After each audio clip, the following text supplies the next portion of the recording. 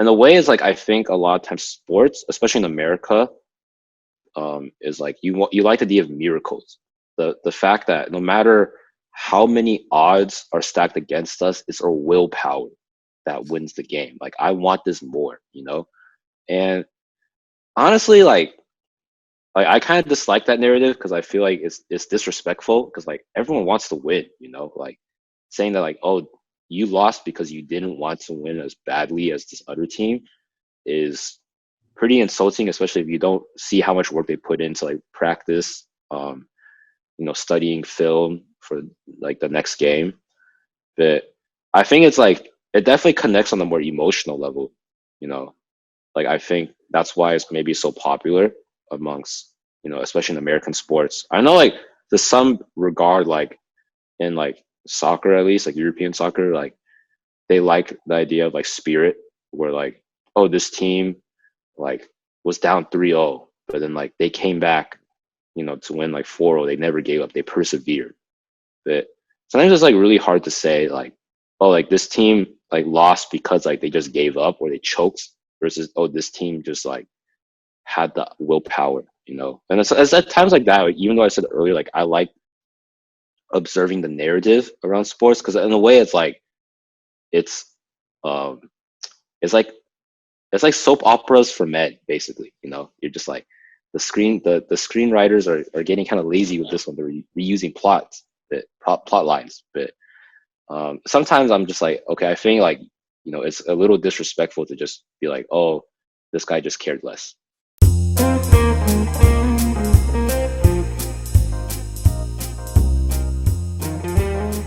Hey y'all, welcome back to another episode of Nuanced Nonsense. We're not experts, but we just like talking. This is your co-host Alex. And this is your other co-host Ben. And we have a little bit of another solo episode because right now, in the time of early September, me and Alex are still getting sort of like situated in our new jobs, or rather, Alex has started a job recently, so he's still getting used to the working adult life, and so we're gonna refrain from guests until then. Yeah, so for the next couple of episodes, it'll probably just be us two. Honestly, by the time this episode is released, Ben and I will be very far into the working life. Like, fingers crossed this episode comes out by the end of the year, but knowing me and Ben, and this might be a 2021 episode. Maybe by the time you're watching this, like COVID is like on its last dying legs. But yeah, right now COVID is I think it might be on the decline, but it's not.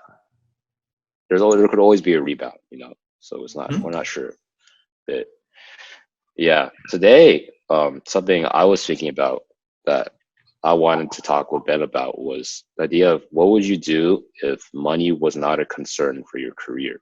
And the reason why I was thinking about this was because someone from my church, they're trying to do something for like I guess the community to bond together, and they're calling it like a magazine, and basically they're gonna try to use that as a platform for the people in like our ministry to get to know each other better. So then they're planning on asking like some questions that are like maybe deeper, and one of the questions they wanted to ask was, what would you do if for a career if money wasn't concerned? They asked me, and at first I was like, oh, this is an easy question. But then like the more I thought about it, the more I realized like, oh, this is not super easy because I think it's one thing to say, oh, this is what I want to do, but then it's another thing to actually have specifics. So I was like kind of introspecting about it earlier today, and I was like, you know what, may as well turn this into a podcast episode. Wait, curiously, what other questions did they ask? They just asked that one question for now. Okay. I think actually I don't really know how the form of the magazine is, so I'm not going to pretend I know. But they asked some lighthearted questions like what is like your favorite food, or do you wish you were like an older sibling, or middle child, or younger sibling, or only child, and stuff like that. And I think you can opt into asking these questions. I think I put maybe, but they asked me anyway, so it's okay. But yeah, so like what I was thinking about myself personally was the idea of working in like the industry for like maybe entertainment. So specifically for Asian American representation. And I've talked about this on the podcast before, but why I think is really important. I think it's just important to have stories told. Kind of just like the idea of, passing on what life is like as an Asian American or just even as a person during a time period, I think is a really good way to kind of document history, but also for, future generations to I guess even just, practice empathy, learn what life was like when certain values were valued. But then as I was thinking about that, I was like, oh, that's just it can be pretty broad, right? So, because like, you can be an actor, that's how you can promote Asian American representation. You can be a writer, like literally writing stories. You can be a producer, you can be a promoter.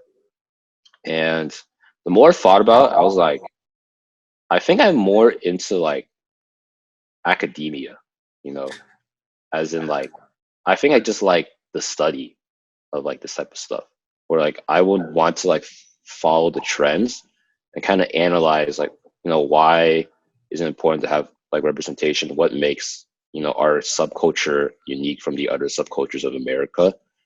But yeah, I wouldn't know. I haven't really done anything to actually practice like writing my own stories yet. Motherfucker said he wants to write a textbook. Dude, I'm gonna charge $150 for it. Just kidding. But yeah, I think it's interesting because like when I told a friend about this earlier, he was like, "Oh, I feel like that sounds pretty specific, like wanting to do Asian American representation." So I guess it's all pretty general. But I'm curious to see what is your answer to this, Ben.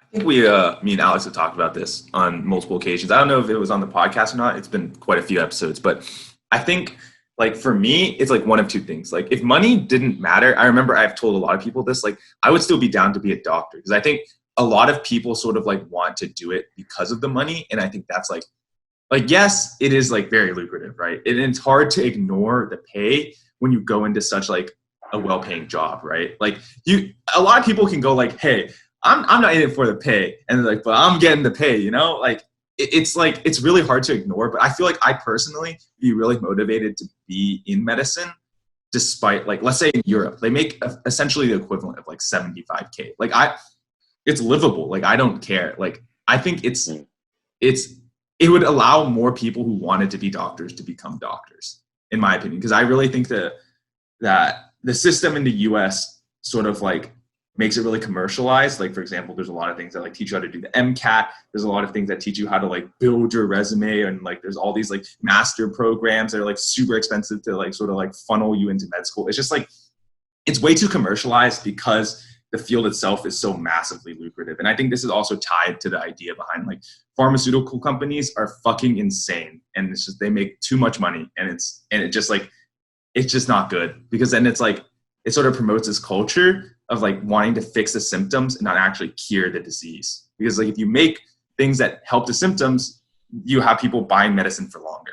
That's just like the very simple breakdown of it. But like that's generally how pharmaceutical companies operate. And I think that sort of like trickles down into the rest of medicine in like a very negative way.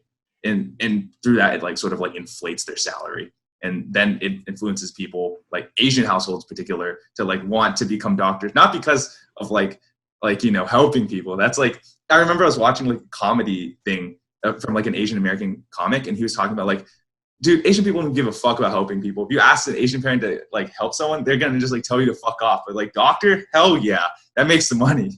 And so it's just like stuff like that. Like, I think it's like really bad rep, but I'd still do it if money wasn't a problem. And then second thing, this is sort of like a passion thing for me because I don't actually know their salary or income or anything. It's just like, I've always been really interested for probably the good portion of like my conscious life and like analyzing strategy and just like understanding how like certain things work. So like some of the stuff I'm really into is like esports, UFC, NFL. So like, I get really deep into like understanding the strategies behind like football or like fighting or like League of Legends. Right. And so like, I feel like I'm really attached to the idea of commentating in like whatever medium. Right. So it's just like, if I could commentate in any of those, that would be like a dream come true. And I feel like I wouldn't care that much how I was getting paid. Cause like doing that kind of stuff, it doesn't feel like you're working, like for me, that's just like stuff I do in my free time. So it's just like, if I did it for my job, it would just be even better, you know? Yeah, that's pretty funny when you say like, oh, that's just stuff I do in my free time, like commentate. Because I was thinking like, oh yeah, like I would love to keep up with sports. Like I also really like following sports, but to me, I think there's like this other side of sports, which is like the narratives, right? And like how does it impact like culture or people groups? And I feel like I'm much more on that side of like sports, where I'm like trying to be like, oh, like I think like I don't I have a very rudimentary, maybe not even rudimentary. I don't think I even have a like a good understanding of tactics necessarily. Part of it maybe is because like I don't play a lot of sports in my free time. So I don't know, do you think pickup sports like implement a lot of tactics? It can't. It can't. It really Yeah. depends. Okay. I Okay. think it's really dependent on the sport because, like, for example, pick up basketball. It's all about like you fucking stunting on the Yeah. players at the YMCA, right? But Yeah. if you're playing like pick up, I don't know, volleyball or like team sports where you must incorporate at least another person, there's at least some level of tactics. Like, oh, I used to play pick up volleyball at the gym at UT, and like you have to have some level of tactics. Like people are like, you know, calling like, oh, you know, B A or like something. It's like you need to have some level of like basic understanding of tactics in order to play pickup volleyball, because you can't just solo do anything. You must like it must be touched by someone else, you know. So Mm. there's some level of strategy there.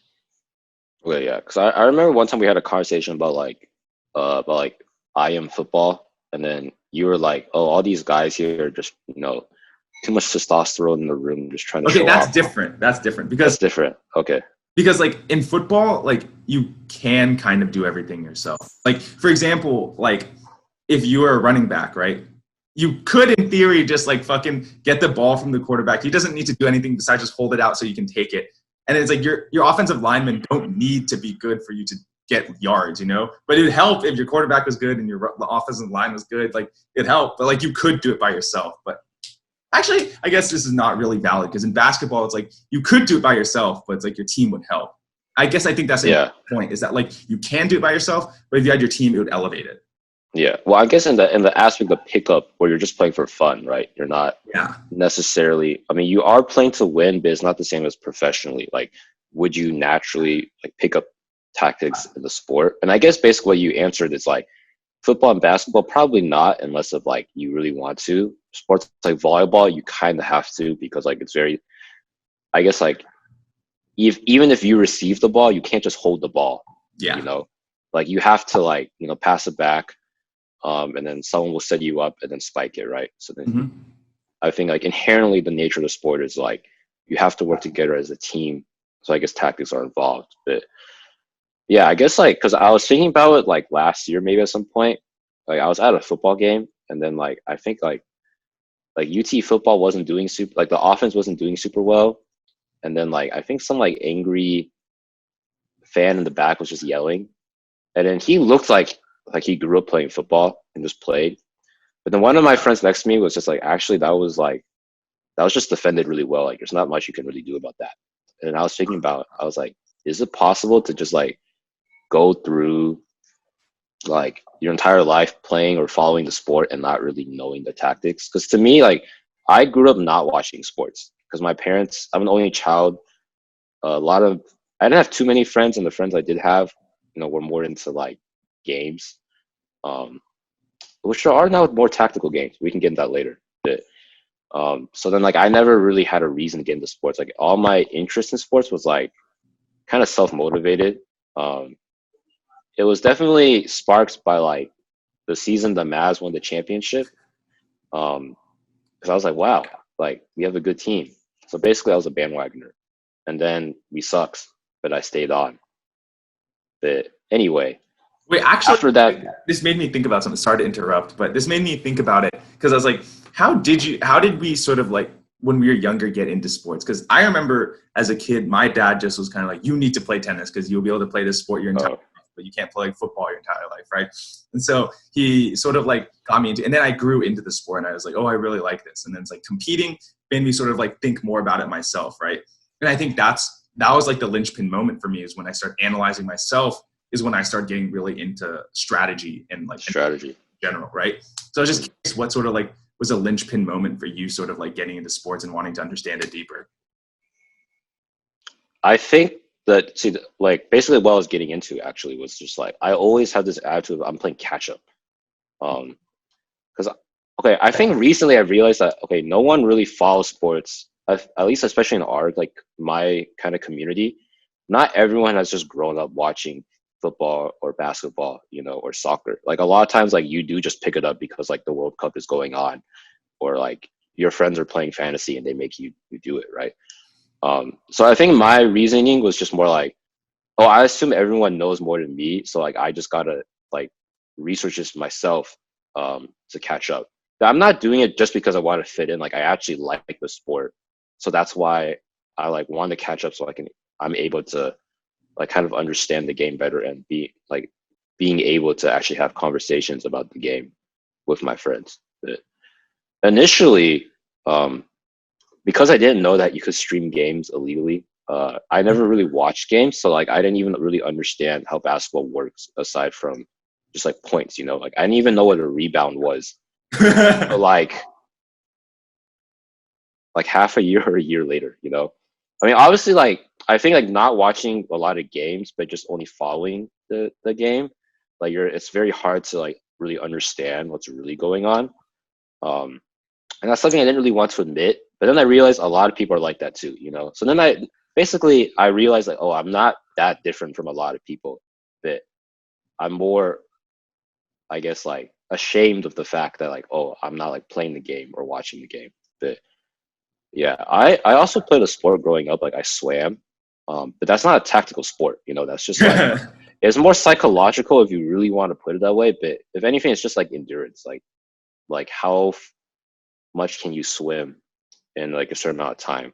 And I actually was able to build up a good amount of endurance. Like I didn't even know swimming was considered tiring until like I went to like Hurricane Harbor as a sixth grader, and people are like, "I'm really tired for being the pool in this long," and I was like, "I'm still good," and that was a feels good moment for me because I was superior.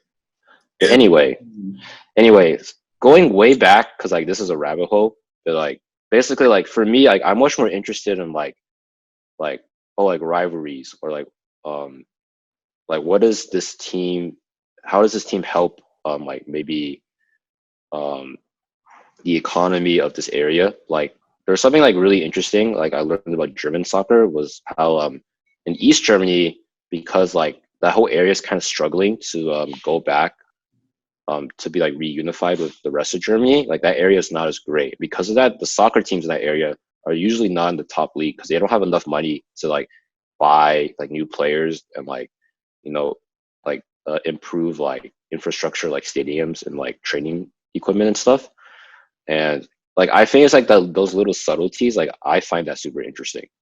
So like yeah, usually I'm not like I want to get into tactics, but it's really I feel like I don't really have a strategic mind because of that, right? Like I don't really know like what I would call myself in terms of like how I like view things, but it's not I guess you can say I'm analytical, but like I'm not super tactical or strategic. So Interesting. So yeah. would that mean you would like to become sort of like a news reporter surrounding sports? Because that's kind of like how it seems like, because like you're really interested in the narratives that surround something, right? Yeah. So like I was thinking about sports journalism, but then sports journalism is kind of trash. So then like I don't really I don't really want to like attach my name to that, you know? But then I think honestly like I think my desire for stuff is probably like the more pure version of the sports journalism. Like I really like I think like the history of sports is really cool. Um yeah, basically I think everything is like everything that like that isn't tactics comes pretty naturally to me. And like So that's what I like following. what I'm hearing is you want to become like an edutainment channel about sports. You're right. I would probably be that guy that's like writing video essays about sports or something. Actually, yeah. Now I think about it. So me and Alex off the podcast, we send video essays to each other a lot and we talk about them a lot. And they like have a massive impact on like our philosophies and like what we think. And I think it's like now I think about it, yeah, a YouTuber that does like video essays of some sort might actually be like a job that we would both pursue if we didn't care about. Yeah, that's a good point.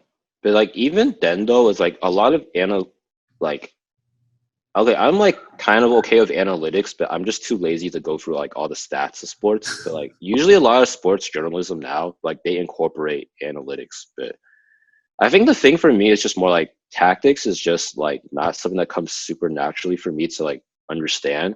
Like I would have to like really sit down and concentrate to like understand like formations and like stuff like that. Like I remember one time like this was like last year. So this is like I think Cowboys versus Vikings. Oh, I remember this. We lost and like I was pissed and then you were explaining to me how like what was going on isn't that bad of a move. It's just unlucky. Yeah. And then like but the fact that you could like kind of like pause the game and just be like, hey, so this is the formation you're trying to do. Like that's whatever offense. I know this sounds really bad because I don't really understand like the tactics, but basically Ben was able to break it down pretty easily. And then I was like, oh, I see what you're trying to say, right? But then I think I was kind of just like, why are they trying to run the ball if there's like basically a wall of like defense basically, And to me that was frustrating, but it's like, yeah, I think that's when I realized like, oh, like I guess like football and stuff like that, like NFL is like very tactical and like chess, and like it only looks dumb because it doesn't work, but then if it does work you don't think about it because it just looked that easy. Yeah, I think that's like a big side note. Like I remember I was watching a video analysis about CG and anime, and it was talking about how like it's a lose-lose situation because if it's done well, you won't notice it, and if it's done poorly, you meme it. So it's like you lose, and so it's just like exactly the same thing here, basically. Yeah, and I think something interesting that kind of like ties into that is the idea of defense, because I think defense is especially something that if it works well, you're not going to really compliment the defensive player. You're just gonna be like, oh, they're just not shooting well.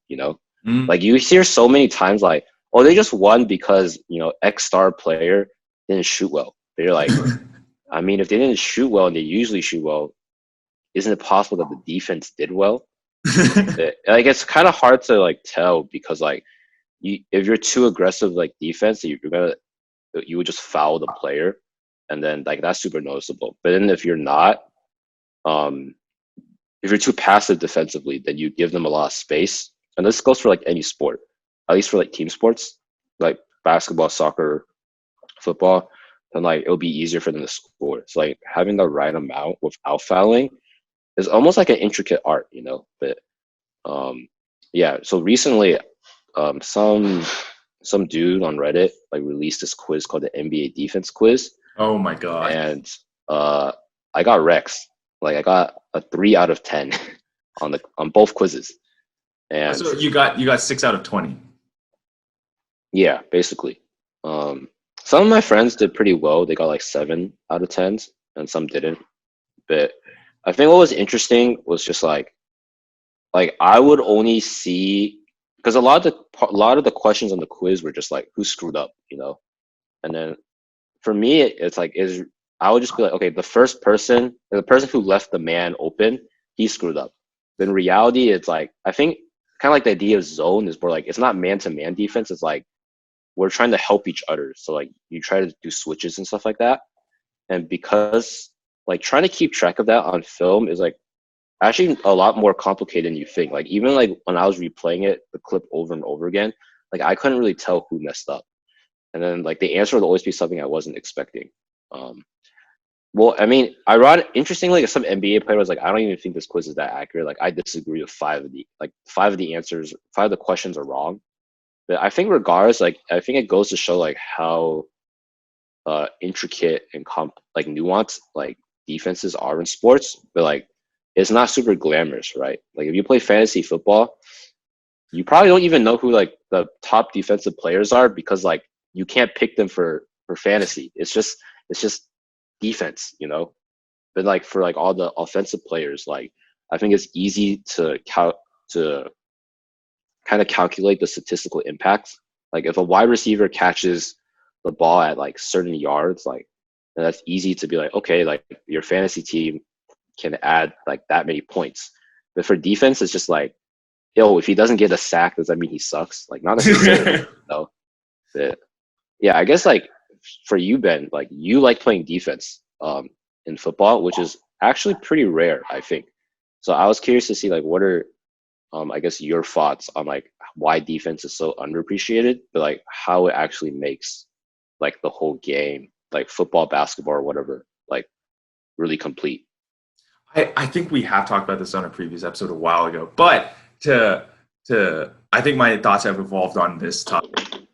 Part of it is that like zone in general, it's like I think like thinking about it when you're talking about it, I think a lot of people have like a very individualistic sort of idea when they play a game, right? Because offense and like your statistics, your numbers, like your performance is very individualized, right? It's like if you shoot the ball, you get the thing, like, right? You get the points on your own stat sheet, right? Like someone else doesn't randomly get it. It's like it was you. And so it's like I feel like there's this sort of idea circulating around. It's like I gotta like increase the worth of myself. I think this is circulating a lot recently because of like the pinch down in money, and so a lot of organizations don't want to pay as much. Like for example, in the NFL and the UFC, it's like you gotta fight for your work. You gotta individualize yourself so that you can get your money. And so like what ends up happening is that everyone plays with a very, very sort of like individual, like sort of like outcomes that you're looking for, right? Like for example, when in basketball, it's like, I remember hearing this a lot when I used to watch like Skip Bayless and Shannon, whatever his fucking last name. Shannon Sharp. Yeah, Shannon Sharp. And it's like they would talk about, it's like everyone wants to get their shot because they want to get their money, And so what ends up happening is when you play zone defense, it's like, it's very, very non-individualistic. And so it's like you can get really, really lost in like who messed up. It's like if the zone doesn't work, it's not like a who messed up situation. It's the whole system is not functioning. Because like the only way for zone defense to function correctly is everyone has to buy in at least like a certain amount, like let's say 70%, right? Everyone has to buy in at least 70%. And if people don't buy in, then it's like it'll fall apart. And it's like, is it really like one person's fault that the whole system fell apart? No. And so it's just like I can understand why that NBA player was like, hey, like this is not wrong. I think this is inaccurate because like zone and defense in general, like especially when you incorporate zone, is like very, very intricate, like you said. And so it's like it's hard to sort of like assert blame to like this one specific cog in the machine. And if you were to switch it out, it would suddenly start working. That's not how it works. And that's like kind of like why I like defense is because it's inherently more difficult to do than offense, simply because like, you have to be the quicker one to adapt. Like the offense always gets the starting, like the first step, quote unquote, right? So it's like, for example, if you're playing cornerback and there's a receiver, like you can't like just randomly take the first step as a cornerback because then they'll just go where you're not going, right? You have to react to them. And so in theory, like the defense has to react to the offensive schemes. And so it's like you're always on the back foot. But if defense succeeds in that point, and it's like, doesn't that mean you're like significantly better because you're not only on the back foot, you overcame that and like destroyed them, And so that was where like the sort of like where I liked it, because it's like you could really like sort of like show the prowess and knowledge and like really, really sort of like show them like, hey, this is our skill, It's not just like one person stunting on you. This is our whole defense just like fucking you over. Okay, so when I hear that, I think it's interesting because like you basically like paint it as more like defense is kind of like a team activity philosophy versus like offense is more likely for players to shine individually. But then I think in football, there's still star defensive players. Like they may not be as famous as the offensive counterparts, but like, for example, like Aaron Donald, like I remember he gets doubled, right? Double teamed. Yeah. And to prevent him from like, I don't know, like sacking the quarterback. And I just felt that was so interesting because like in other sports, like the defensive player is rarely spotlighted. Like they're not going to be double teamed. Like they're going to be one of the people double teaming, And to me, like, because I think I came from a background of watching basketball and soccer first. So the idea that a defensive player could have that much attention was very interesting to me. Because like in a way, like even though I like to think of football as like they're basically two different squads, right?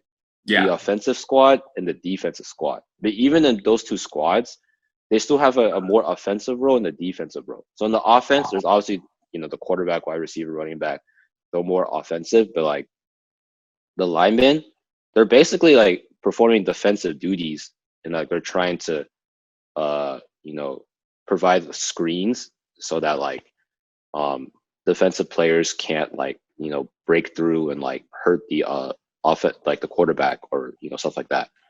And I know the idea of screening is like, you know, existent in basketball too, but it's like so much like underplayed now. Like you don't have a specialized position to like just screen, you know. It's just more like you just hope the guy is willing to screen. It's like one of those little things that people don't really consider in like statistics or like care to watch for in the game, because you just want to watch the guy dunk or like make a 3-pointer, you know. And then like in the defensive side, like I guess like there's obviously like I don't know, like I feel like cornerbacks can be kind of flashy too, and that like you can go for the picks, you know. And then same with like, sorry, what position would like is Aaron Donald defensive end? He is a defensive end. Let me check that really quick. Yeah, or because Could be. he's basically going in like the pass rushers are basically going in to you know, attack, you know, the other offense, right? Yeah, And he's then like a very offensive defensive player. yeah, and I think linebackers are like, you know, what you would typically think like of a Defensive tackle, player. defensive tackle. Oh, defensive tackle. Actually, that Okay, makes so sense. like, Like, yeah, because defensive tackles are inside and defensive ends are outside. but they're all part of. Are they all linebackers, or linebackers are his own position? So it's like the defensive tackles, defensive ends, and then the line behind them is like outside linebackers, middle linebackers. Okay, yeah. So I think, at least to me, because like obviously you can tell that I don't know a lot about like football positions, but like linebackers, like it just seems like they fulfill more of like their typical defensive duties, and like they're literally just a wall trying to prevent you from like, if the guy like, if like the running back or wide receiver makes it out, like they're there to prevent you from like progressing down the field. Correct? Yes. Yeah. So in a way, I thought that was like really cool, because like I guess football is technically one of the more popular sports in America, but like it just seems so different from other sports. If that makes sense. Yeah, I can really understand that. Like when you brought up Aaron Donald, like he's a very offensive defensive player. And likewise, like linemen when offense are like very defensive offensive players. And so I think that's like the interesting part about football is that like no matter what side of the ball you're on, you can still be quote unquote offense or defense, right? Like, and that's like sort of like where my qualms with like defense on football sort of arise, because it's like everyone wants to be in the limelight, you know? So it's like, of course they want to be like the pass rusher because like that's like the most star position on the defense. Like you directly interfere with the quarterback. But like, I think if you look at it in a sort of general way, like the ideal defender would be someone who has like no ego and they just slot into the system, right? Sort of like Bill Belichick's like Patriots defense. It's like he'll just like switch out the cogs whenever, because like ideally you would just be like nameless, no nameplate, just someone who could just come in and do your job. And like that's in theory the best defense, because it's like everyone is buying in an equal amount. So it's like the system over the player. Yeah, that's sort of like the Patriots like discussion sort of thing with like Bill Belichick versus Tom Brady. Like, is individual star power matter more, or like does the system matter more? And I think in general, like you can make arguments for both. Like, even though I made it sort of sound like team versus individual, offense versus defense, you definitely have like sort of team focused offense. For example, for 49ers, they're like a very, very team focused offense. So it's like they use all these different things, like all these different sort of like looks to sort of like trick you because the whole team is buying in. Yeah. But then I guess like if that player was to go to another team, they may not seem as good, right? Because like the system, I think it's like, I think this kind of ties into the discussion of like individualism versus collectivism. Like, I'm not even trying to be like that pretentious about it, but like, just like, because like sometimes there are players you'd be like, oh, they're a system player. Like, it's just because like they're lucky to be on this team that they will look that good. But if they were somewhere else, like they would be nothing, right? But then, you know, kind of like having this conversation with you, I'm like, is that really even fair to like use as a criticism? Because like technically like they're good at a base level to even be at the top leagues, whether it's the NFL or NBA or it's soccer, right? But just because like maybe they're more specialized, like doesn't necessarily mean like they're not as good as like this individual player it doesn't work on any team, because I think we Yeah, tend to also, glorify individual talent. yeah, another thing is that like when you're a player, you can't choose the fucking coaches and like all the people that like determine like all the behind the scenes sort of stuff. You get like contracted to play here, and it's like sometimes you're a star player and you get to have like voice on like, oh, I want this coach or something. But most of the time you're not. And so it's like you can't really pick and choose. And so it's like when people call them like system players, it's like it's not their fault they're there playing under that person. It's like it just so happens that they're there and they're fulfilling their role, right? Like, Yeah, because I think in a way the spotlight goes from the team to the coach, because then now the coach is the star player. He's the one designing all the schemes. Like in a way, it's like I think a lot of times sports, especially in America, is like you like the idea of miracles. The fact that no matter how many odds are stacked against us, it's our willpower that wins the game. Like I want this more. And honestly, like I kind of dislike that narrative because I feel like it's disrespectful because like everyone wants to win. Like saying that like, oh, you lost because you didn't want to win as badly as this other team is pretty insulting, especially if you don't see how much work they put into like practice, studying film for like the next game. But I think it's like it definitely connects on a more emotional level, you know. Like I think that's why it's maybe so popular amongst, especially in American sports. I know like to some regard, like in like soccer at least, like European soccer, like they like the idea of like spirit where like, oh, this team like was down 3-0, but then like they came back, to win like 4-0. They never gave up. They persevered. But sometimes it's like really hard to say like, oh, like this team like lost because like they just gave up or they choked versus, oh, this team just like had the willpower. And it's at times like that, like, even though I said earlier, like I like observing the narrative around sports because in a way it's um it's like soap operas for men, basically. You're just like the screenwriters are getting kind of lazy with this one. They're reusing plot lines, but sometimes I'm just like, okay, I think like it's a little disrespectful to just be like, oh, this guy just cared less. yeah, I totally agree. So to sort of pivot to esports, because that was brought up a little bit earlier, there were to bring on the idea of miracles. In the European League, there was this team that started off, I think they went like 0-8, and there's 16 matches. And so it's like they went 0-8 to start off. And so basically the organization's like, okay, we just need to like train new talent, use the rest of our stage games to like, get people prepared for the next season. We give up, right? It's like there's no way. And this is also like the season where it's like you can get to the world championship, right? Because it's like happening in a couple weeks. And so it's just like, they're like, okay, like we're not going to make it. Like it's like a 1% odds. Like just give up now. Like we need to like focus on the future. And then like one player on the team was like, no, like we can still win. Like there's 1% doesn't mean zero, right? Like they're not equal. And so he's like, we just got to keep trying. And they get a couple wins under their belt and like some upsets, and they're like, oh, like, a couple more players in the team start believing, but the organization is like, no, dude, you drop one game, it's over, right? And then the all the casters and like commentators were talking about how like, oh, it's like this is the Schalke miracle run. It's like Schalke no fear miracle run, right? It's like stuff like that. And they were talking about it. And then as like they get more and more wins, it like the momentum builds. Like everyone's talking about the miracle run. And then it's like they finally do it. And I remember everyone was just like, okay, the script has been unveiled. Like the European League wanted them to win the whole time. And it's just like crazy stuff like that like it really, you bring it up and it makes me sort of like think about like a lot of people are more tied to the idea of miracles than they are of just like the overdog winning. The overdog, yeah, like the favorite and stuff like Yeah, that, for sure. Wait, is this same Schalke the same one of the soccer team? I think it is. It's like 0-4, right?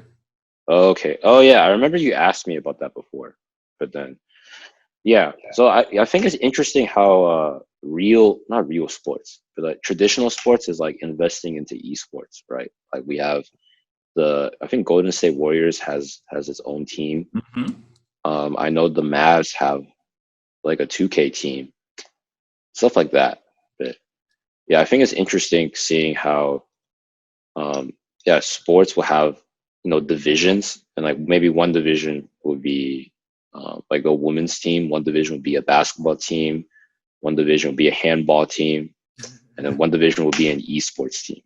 But yeah, very interesting. Was this for league specifically? Yeah, this is for league because I bring this up because, like, as I said, the World Championship is coming up in 2 weeks, and so it's like they're trying to book their ticket to Worlds, right? And it's like the miracle run almost happened, but at the very last hurdle, they couldn't make it, and so it's just like the script fell apart. The script fell. Did the team get disbanded? No, because like now esports or league esports functions over sort of like a franchising model, and so now even if you like lose, you don't get like kicked out of the league. You're still permanently in that league under that brand because they wanted more brand security. Very interesting. So they used to have promotion and relegation, but now they don't. So now they're following a more American model. Yeah. In terms of sports. When was this? When was this transition? So it rolled out across leagues at different times. So it's like right now Korea still operates under this model, but all the major regions of China, Taiwan, EU, and NA already switched over. And I think NA was the first to switch over, which makes a lot of sense. Yeah. Very, very interesting. Yeah, I didn't. Is that? Do you know why? Like they all switched over to that? Because like I think part of it was the volatility of esports, and it's like at the time that it switched over, I think for NA it was in 2016. Like the market was very, very volatile, and like a lot of investors were not willing to pull in. Like I don't know if you know now, but it's like esports now has like all these crazy things like in terms of sponsorships. Like for example, they'll go like, oh, we're going to the State Farm Assist of the Week. And it's like we're going to like the Toyota like analyst desk or something. It's like there's it's very similar to like how American like traditional sports operates in the sense of like it's a lot of branding and it's just like all over the place, and it's like big names like bam bam bam bam, like, oh, we're going to the Geico sponsor or some shit like that. It's like those things weren't going to happen until they gave into franchising, because they didn't want, like for example, like the best team one season that like just had a shit season and they get relegated, and it's like you lose all of those fans. Like they were just so scared of like the volatility, and the market at the time was like that was, I think, the linchpin moment for where like because of that, it like the growth model like shot up, because now it's like all these sponsors came in, all these teams like invested more money, like et cetera, et cetera. Oh, I see. Do you think they would go back to promotion and relegation then if the esports stabilizes? I personally had a lot of qualms with promotion relegation. But I think coming from a fan, that makes a lot of sense. But coming from like a more analytical perspective, like the casters always talk about, like it brings in new talent. Like you have a lot of like reason to want to stay good. And it's like you have to really invest to keep your organization on top all the time, because it's like there's constant switching up. And it's like, you know, if you're good one season, if you get complacent one season, you're gone, you know? And so like I can see there being a lot of pros and cons to it. I personally don't like it because I think growing up with traditional like American sports, it's just like I've never really sort of seen this model, but I know it's like it exists in other parts of the world. So it's like probably other parts of the world don't like it as much. Yeah. Yeah. So like it's like interesting to hear, because I know like that's the big debate between American soccer and European soccer. And that American soccer follows on the franchise model, if that's what you want to call it. So people like teams in the MLS will always stay in the MLS no matter how bad they are. In fact, like I think the MLS is expanding. Like they have I'm gonna quickly look it up, but like they have like at least they're trying to approach like 30 teams. Yeah. So they have 26 teams and they will expand to 30 teams by the 2023 season. And yeah, it's like imagine if like you're just like building new schools left and right just cuz. And that's literally what it feels like in the MLS. But like in I think European soccer, they do promotion versus relegation. So they usually have like 18 to 20 teams in the league, and I think the bottom 3 teams will get kicked out, and then in the second best league, the top 3 teams there will get promoted, and then they have like a little pyramid system going. So like, yeah, basically you can get kicked out to the point where like you're not even a pro.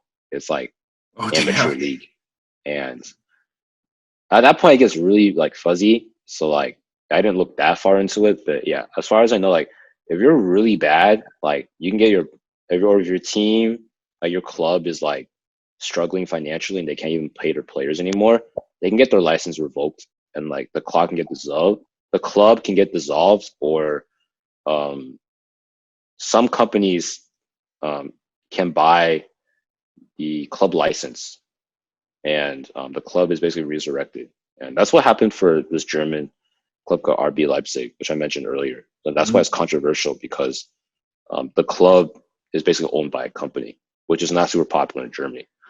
But yeah, I think it's interesting because usually a lot of American or European fans, they're like, why doesn't America just do promotion versus relegation? That eliminates tanking, basically, because no team will want to be bad, because there's no such thing as draft picks in Europe. So you can't Yeah. tank to get a good player. You have to like invest in your local community. Like you have to have academies, basically, to like develop young players who can get promoted to the senior level, or you can buy like other players or other young players from other academies, which I think is like more sustainable if your club is like kind of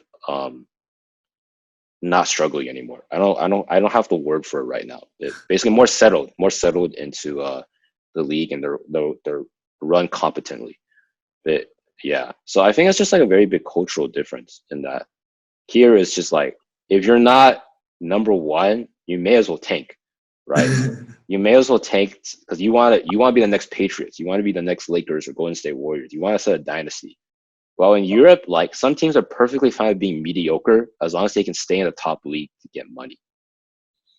I don't know. I quite like the draft thing because I don't like when things stagnate and it's just like every single season is sort of mix out the same way. Like I think part of the reason why I didn't like promotion relegation in league is because like the Korean teams prior to franchising, they won every single world championships except the first one where they couldn't attend.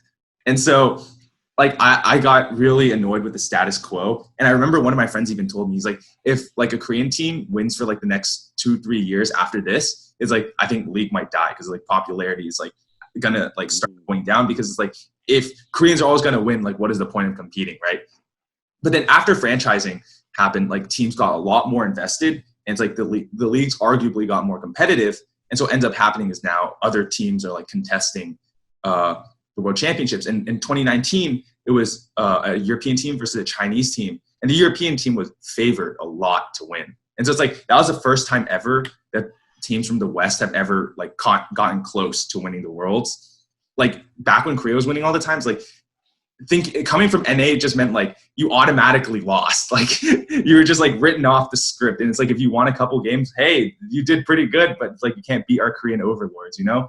And so I guess as a fan, like I got really disappointed because it's like it led to like this sort of status quo. Like for example, teams that are okay with being mediocre, but it's like then it's like they didn't institute draft picks or anything, but like I guess it just shook things up internally, and it's just like Riot Games was just sort of expanding at the same time. So it's just like there was a lot of shakeup, maybe player salary increase, I think, around that time, and so it led players to be more like invested in like what they're doing. So it's because they're getting paid more and stuff like that. But also like back to draft picks, I like the idea of like going like nothing, like 0 to hero, you know, like, you know, just suddenly you draft really well and your team just like on a huge upswing. I think it's really cool to have like these shakeups and stuff like that. But I think it's because I grew up with it.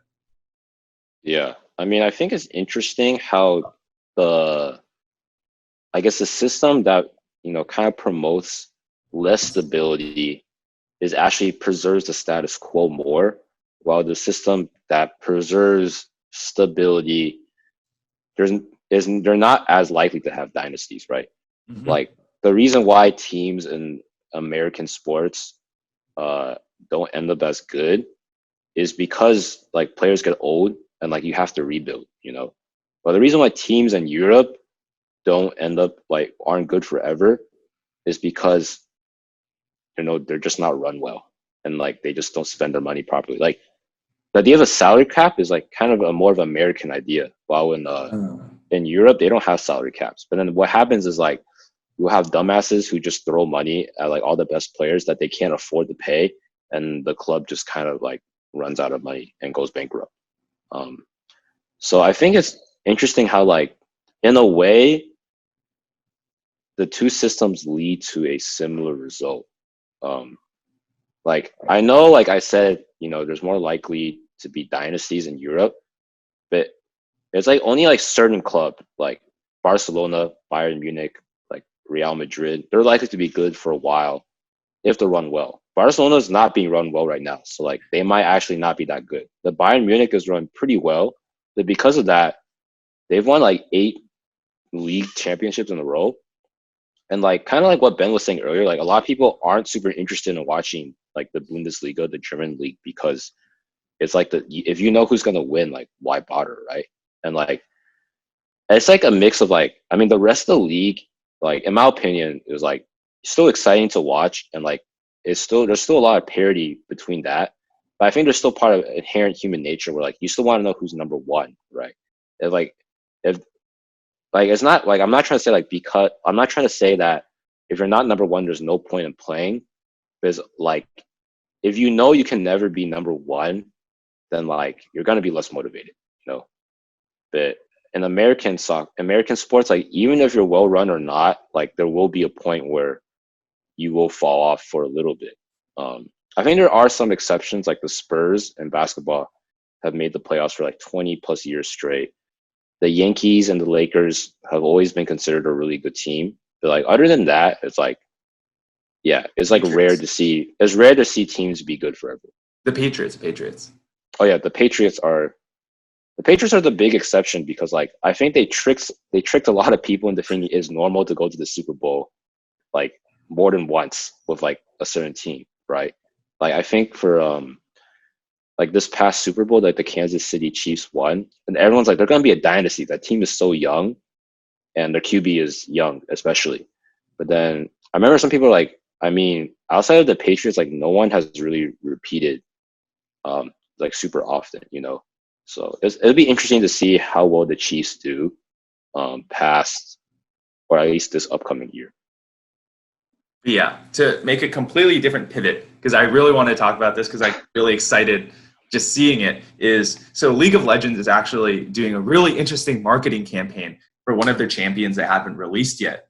And so it's like champions are basically the characters you can play in the game. And it's like they all have different things about them. It's like some have a little bit more like lore and backstory to them, and some are like loved more by the community, therefore they get a lot more attention. And so in order to build hype for this upcoming champion, her name is Seraphine. They sort of made a Instagram and Twitter account for her. And they started like releasing all these photos of Seraphine, but it's like it's hard to describe. She's like the best way to surmise it is like a 2D but 3D waifu, because it's like from what I can understand, it looks like they took a picture, like someone took a picture and then they had like someone like Photoshop over like the Seraphine face on top of a real person. So there's elements of the photo that are real. Like for example, like she's pictures with her cat, which is like a real cat. And it's like sometimes you can see like certain parts of the body are not outlined. And so what ends up happening is like that's a real hand, but like not a real face. And so it's like it really built up a lot of steam recently. And recently being early September of 2020, the champion will probably come out by the time this all gets released. But like at this very moment, it is such cool marketing to know. It's like Riot is really catering to like their audience of gamers, because like Seraphine is marketed in a way where she's like an e-girl. Like she likes boba, she has pink hair, she like posts like a lot of like soft girl like content, like ooh woo content. And it's just like seeing them cater to their audience so well. It just got me so interested, and I like looked into it and I was like, dude, it's the way that they're sort of like incorporating her into League is so cool, because like there's this other, so like League likes to make music for every world championship. And 2 years ago, when it was hosted by Korea, they made this fake K-pop group called KDA, which in League is just kill death assist ratio. And so it's like they had that group, right? And then now this group is like making a comeback, like a K-pop group for this upcoming world championship. And it's like the special thing about their comeback is they're adding Seraphine to it. And so it's like they're just building up a lot of this hype into the champion release. And I think it's just super, super cool to see them like do this marketing. And I showed it to Alex and it's like, yeah, what are your thoughts on it? Yeah, so I think it's funny how I guess like I mean, outside of League, just like the fact that you would probably play League, you would probably like K-pop, and you'll probably like anime. Um, yeah, I just think that's really funny how it just happens to be like that. Like it's just intersecting interests. But yeah, I feel like usually companies don't acknowledge that. You know, they like to focus on that one field. Like, how can we get them to stick to this one field as much as possible? Almost like the fact that other interest that their fan base might have is competition. But it's interesting to see how, I guess, Riot is using these other fields as complements for their own marketing purposes. And wait, so do they actually have like songs released from KDA? Yeah. So one of them blew up a lot, and it's like it's called Pop Stars, and like I remember when it first came out, it was like a sensation. I think I checked on it the other day. It has like I think 400 million views on YouTube. It's like by far the most popular League song.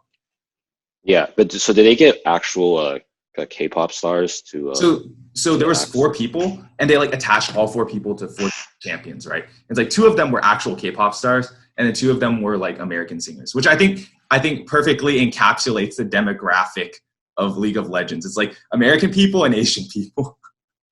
Yeah, basically. But yeah, I think that's super. I think it's interesting, and that like um that they can kind of just throw money like that, but then like they're using it smartly, you know. Because even like the idea that like they made a K-pop group, but that K-pop group is like not even to like be that popular or that like they don't have the same goals as the rest of the K-pop groups do. But they're really just there to like be like, hey, what's KDA? And you just look up KDA. Oh, that's related to League. What's League of Legends? Oh, it's a game. Okay, maybe I'll play League of Legends, right? And yeah, I mean, I think it's funny because like recently, well, not recently, but like, you know, I had to like present something for work over German soccer. Talking about RB Leipzig again, like that is their express purpose. Like they're literally a marketing tool for a soft drink company. So like, even if they're like winning games, like they're never probably gonna win like the league because that's too expensive to actually invest in. But they're always gonna try to be like top 4 in the league to qualify for Champions League because that's the most exposure, right? And I think it's hilarious and a little sad that um, they're winning more games than like teams that have the express purpose of winning games and making it to Champions League, like for the sake of the sport, right? Like they're not even doing that; they're just there to so people have brand awareness for Red Bull. And I think like tying back to this is I think it's funny how like this like I guess fake K-pop group like has more views than like almost like all K-pop songs, right? Like that's basically on par with like most American music videos, like Basically. 300 million, 400 million.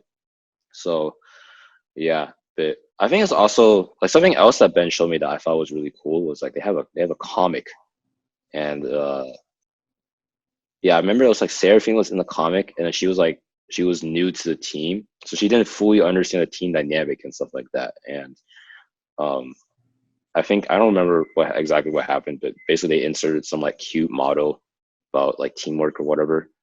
And yeah, the same thing is like literally the whole purpose of the comic was brand awareness for League, right? And I was just thinking about like all those like I don't know like aspiring webtoon artists or like manga artists out there who are just like trying to make it into like some magazine or make it big on like some like blog, but then like it's just being outdone by like League. I'm just yeah, I agree. Like it's just crazy that like whoever thought of this on the marketing team is like such a god. And it's like my prevailing theory as of early September in 2020 is that like Seraphine is actually like a celebrity who just like sends in like their selfies or whatever, and then the League marketing team just like photoshops it over. I mean, I felt that like the Instagram post that Seraphine's account was making was like, I mean, that's kind of like what like IG models or Instagram influencers like do, where like they'll just have like some random picture of them like posing and then like they'll just have like some cutesy caption that has like not much to do with the photo, and then they just get a bunch of likes because they are attractive, right? But I think it's like, yeah, it's funny how like that's basically what like Seraphine is doing. So like they really know how to play the social media game. Um, I didn't even realize like, I mean, I guess I kind of knew that social media is a game, but I didn't really realize like the intricacies of Instagram in of itself, right? Like the idea of like having a feed, like they'll trying to make your aesthetic and like what type of image you want to project from like looking at your feed. Like that's all stuff that like the Seraphine account is doing. And I was like, damn, this fake character knows how to do Instagram better than me. I'm like, I don't know, I'm like at 100 followers and like I haven't posted anything in a couple of years. And like, I think literally one of my pictures is just like a trampoline in my house. A lot of effort is put into my social media game. To be fair, you're not fucking photoshopping a completely different face onto yourself, so I think it's okay. That's a good point. But yeah, I think like what it kind of looks like they do is like they take a picture of like a real person and like it's like, you know, those cartoon filters you have. Yeah. Yeah, and like it looks like they just draw over like the person's face or most of their body. But there's definitely parts like I remember there was like a picture of her at a beach, and it was definitely a real beach because like I saw a picture of like a building in like the background, and either whoever drew that building is a god at drawing. But yeah, it was probably just like an actual photo. Yeah, it's just I don't know. It's just so well done. It's like I told this to Alex when I was first learned about it. It's like it's just genius marketing is like the best way I can describe it. Like, and it's like not even hype over like an entire game or like a DLC. It's just a free add-on to a game that's already free. A free add-on to a game that's already free. Yeah, Actually, like how does a Riot make money? Just like in-game purchases? yeah, in-game purchases of cosmetics. So nothing now ever like change your actual performance. It's just cosmetic only. And I think that model actually lends people to spending more money. Because if you have to spend money on something that you must have in order to be good, then you feel like, oh, it's pay to win. But if you can only allowed to spend money on cosmetic things, then it's just like, oh, like you feel like, oh, you know, it feels like you're more willing to spend the money as a consumer. Okay. Wait. How so they just make it solely off of those skins, basically? Basically. Oh, have you ever spent money on a skin, or do you know anyone who has? Oh, actually, I know quite a few, including myself. There's a joke amongst our little league team. It's like when we swipe the credit card to buy a skin, we'll start performing better. We'll start popping off. Oh yeah. So I just thought it was funny how you worded it. I know quite a few, including myself. So you can just say you and your friends have spent money on skins. Okay. Yeah, because I think I don't know if that's something like I would do, but then I think if it's more socially acceptable to do, then like you're more willing to like spend it online Yeah. stuff, right? But if it's like for a mobile game or something, then like you're probably not gonna want to spend because you're just like, why would I put in this much effort into a game that isn't seen as super acceptable? But that's Wait, a whole different episode. to be In fair of though, itself. yeah, it is a different episode. But like, have you ever heard of whaling? No. So it's like the idea in like these mobile gacha games where you put in a shit ton of money just to get like the correct roles and get like make the correct team compositions and stuff like that. And it's just like I was like my friend told me about it and I was looking it up on Reddit and it's like seeing the level of money that these people spend on these gacha games is crazy. Because like in League, like you can become a pro, right? You can like be on fucking like national TV because it's on ESPN. And it's just like these gacha games, there's no pro league. Like the only satisfaction you get is satisfaction for yourself. So it's just good. wild. Yeah. I don't know. I mean, I guess like in a lot of ways, like that's how like I mean if you're free to play, that's kind of how you have to Yeah. make money off of your game. But I don't know of any other games that are just like straight up just like cosmetic stuff, right? Because I feel like in a lot of ways like games are kind of pay to win, and even games that you have to pay to buy, you have to pay to get, they're still kind of pay to win with like microtransactions, right? Like EA is like infamous for that type of culture. I hate that culture. It's so stupid. Like like I really like the model that these like free like large games sort of like push forward, like Overwatch or like, you know, Apex or like stuff like that. Like paying to play a game is fine, you know, like I'll do it. But the thing is, when you have to pay more to like be all right at the game is when that's like horse shit. Like EA thing, Mm, for example, like Battlefront is like where you have to pay to get like this stuff to shoot stronger bullets or some stupid shit. Like I think that's terrible. wait, so for Overwatch and like Apex, whatever, like, is it kind of the same thing like cosmetic? Uh, Yep. oh, yeah, they're actually those are also like really popular games too, right? Hmm. But wait, so for okay for like esports, because I know like there's an Overwatch League, Yeah. um, probably Apex, same for Apex Legends as well. Do you think for most like esports games, it's like a pretty similar situation to League in that like it's free to play and any like money you're making off the game is just purely cosmetic and not consequential to play? I think so. However, with things like Counter-Strike, Global Offensive, their monetization scheme can be a little bit more leaning towards gambling. So, for example, in Counter-Strike, the only way to get skins is like, okay, you can get the boxes for free, right? You get boxes if like you do well or like you do some stupid bullshit, right? But it's like you have to pay for the keys to unlock these boxes to get like gun skins, right? And then like the thing about Counter Strike is that you can buy and sell these skins to other players, and so that produces like a market on these skins. And so what ends up happening is that like for example, like you want to open these boxes to get these skins, it's like you don't get them. It's like it promotes this gambling thing because you can't pay exactly for what you want. And if you want to pay exactly for what you want, you got to, you know, dish out the top dollar, as opposed to like Overwatch or League where you can pay directly for the skin that you want at not a crazy price. Mm, I see. So I guess in a way, it's kind of yeah, it's kind of like how is it? What can the player get out of it? Even when they have to pay, that is still fair to everyone else in the Yeah. system. I see. So in a way, it's kind of like okay, so EA definitely sees the short-term benefits out of Yes. microtransactions, but it's not. It doesn't turn out well for them in the long term, and that like those games aren't viewed fondly, and like there's probably not a Battlefront esports community, or if there is, it's not super big. Yeah, basically. Because like you can get really invested in these games that like are meant to be long standing. Like League has been around since 2009. And it's just like it's You're meant right.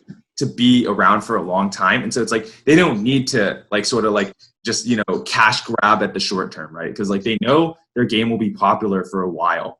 That's why they have like an esports league. That's why they have like all of these people who play it on Twitch. That's why like it is the size that it is. And same goes for all those other games that people play. Like if you look on Twitch, like the things that are the most viewed are like games plus like fucking chess. But chess is like an anomaly. Chess is like an anomaly. It really is. How about games like StarCraft? StarCraft like came and went. So I think like eventually there will be a time in the lifetime of League of Legends where it will start to dwindle. But I don't think it will come and go quickly as StarCraft. Because StarCraft is another one of those games where you buy it in order to play it. And then there's no like really in-game content that you can buy. And so like the league was behind it, sort of like, you know, it had its like peak and then it started slowly going down and then it disappeared basically. It's not that popular anymore, or not to the level it once was. But the good thing about StarCraft is that it sort of started this whole esports bonanza, because in Korea, basically the hometown of esports is like they had like a whole TV channel dedicated to StarCraft esports and like a lot of stuff like that. And so it was sort of like that built the infrastructure for esports to expand to the rest of the world. Yeah, because I think I remember like casually explain he played like he was ranked high enough to play like an actual professional StarCraft player. So Mm-hmm. I knew StarCraft was professional at a point, but technically StarCraft is not the same genre as League though, right? Because it's like No. it's real time strategy. Well, League is a MOBA, right? Yeah. Massively online Battle battle Arena? arena. I think so. I see. Because in League I mean in StarCraft you're just playing against one other person, right? But in League it's like I don't know how many players on the team. It's 5 versus 5. generally. Like there are other specialized modes. You can do other random bullshit, but the most used version of League is 5 versus 5. Oh, okay, I see. But is the play style kind of similar to League, except for the fact that like I'm talking about from the perspective of StarCraft. Is it similar in that like it's just like same type of like everyone's kind of playing at the same time? It's just like there's more people on each side. Kind of like the objectives are the same. Like you want to destroy their base or get them to surrender. The objective is the same, but the method that you go about it is very different. I see. Yeah, I think League is a more micro focused game because like in StarCraft, like you're managing a civilization, like you're managing all of the resources of like this race, right? But in League, you have your one champion and you manage your own resources. You can't even like control someone else on your team. Like you can only control yourself. I see. Wait, how popular is it to play League with random people? Because it's a team sport. It's fairly popular. Like for example, there's 2 methods of ranking up in League. One is called solo duo and one is called ranked flex. And solo duo, you're only allowed to solo or duo. And so you must play with randoms. Oh, okay, I see. Because I know like there are people who kind of like have a community just based on like their League friends, like you. I know there's some people on your team like you didn't really know necessarily before you started playing, but you kind of just got to know them through like the team. Yeah. So I was like, oh, because I remember talking with another friend, and then we were kind of just like, he was like, oh yeah, I would like to play video games, but sometimes you need friends to play video games. So even then, like I just end up not playing that game, and I was like, that's pretty sad. But then, yeah, I was like, oh, I mean, is it normal for like League to be like that? But yeah, you basically answered the question. Yeah. I think it's interesting to see like the different, because I know strategy games are kind of the most popular right now, right? Yeah. Like MOBA is going on, and there's like real-time strategy, there's turn-based strategy. I know there's 4X like Civilization and stuff like that. Oh yeah. Yeah, because like I think before all of that, like first-person shooters were really popular. But now it sounds like that's just more like a thing you do by yourself. Like I think the days are like, oh, like I want to play Battlefield or Call of Duty or Counter-Strike with my friends. Like I don't really hear about that as much anymore. Although maybe I'm just not super plugged into the game. I think the thing that came over and took over first-person shooter was Battle Royale. Like that was the genre that sort of like is really in our, like besides MOBA, Battle Royale is like the most in genre right now. And like you can see in like Twitch numbers and just like the amounts of people who play like Fortnite and Apex and like Fall Guys and all these other Battle Royale games is the fact that it's like people are really plugged into Battle Royale. Yeah. I think it's how would you classify Hearthstone? Is that kind of like Battle Royale, or is that just straight up just like kind of an RNG card game? I don't think you can label Hearthstone as Battle Royale because it's just 1v1 in most settings. I think Hearthstone was really like influential in the sense that it started the whole digital card game craze. Like Hearthstone was like massive like when it first came out, and it's still pretty massive now. It's just the fact that like now there's other digital card games with like better monetization schemes and like it's more player friendly. And so it's like people are flocking over those other card games. The one I'm thinking of is Legends of Runeterra, which is the League card game. And it's like, I remember when Legends of Runeterra first came out, like the day that it launched publicly and went from beta testing to like actual game, like it overtook Hearthstone on Twitch. And so it's just like I think there is still a huge community that plays Hearthstone, but I think like the community is slowly dissolving out, or other people are losing interest because like the monetization scheme is really annoying, and other games are more like generous. Oh, it's something interesting. I know I kind of thought about League is like, I guess like the platform is kind of becoming a hub for other games, right? Like it is like TFT. Like honestly, I don't even really know what TFT is, but I just like you play it for the League launcher.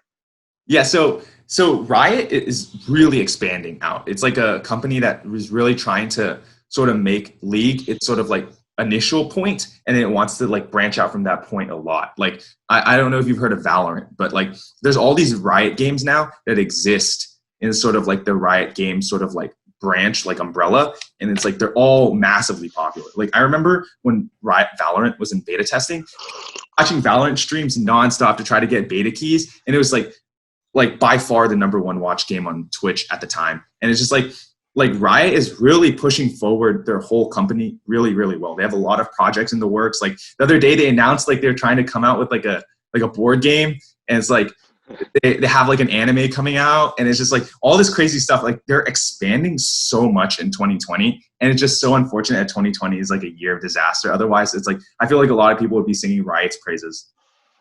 Yeah. Yeah, I think it's definitely interesting seeing what companies do to like make sure they don't get outdated. Kind of like what Facebook did with like WhatsApp and Instagram. Like even if Facebook becomes less popular in of itself, they'll probably be fine because of how popular like Instagram is, or like how well used WhatsApp is outside of the platform. But yeah, we kind of went all over the place with this episode. I think there are a lot of potential future topics to talk about. Actually, this episode was originally going to be about video game genres, but I didn't research it well enough in time. But you can see how the influence of that research kind of bled into this episode. But yeah, maybe in future episodes we can talk about the different type of genres and like what type of kind of subculture they attract within the gaming community, as well as kind of the things that League is doing to expand. Because I actually think that's like pretty cool. Like the fact that like, hey, let's like have a branch, kind of dipping into like each different video game genre, as well as like an anime, just for like the brand, Yeah. I think like wrapping things up, like what did you think about today's episode? I think this is a return to normalcy. We don't generally have very focused episodes, and I think this sort of shows if you're a consistent viewer, shout out to you. But yeah, we like to hop all over the place, and I think it adds like interesting tidbits in our discussion. And it's just like, hey, like if you want to listen to this part, you can go to this part. And I think I think it really sort of like has this sort of, how do I say it? Like it's more organic, or at least it feels like it's more organic to us. Yeah, I think something like we have talked before is like our podcast is not quite like other podcasts in that it's not super scripted. I think the last two episodes we recorded, we tried to have it be more scripted, but yeah, I think we're literally not experts. We just like talking, and that's why our podcast is so conversational. But yeah, wrapping things up, repeating the tagline: we're not experts. We just like talking. Signing out.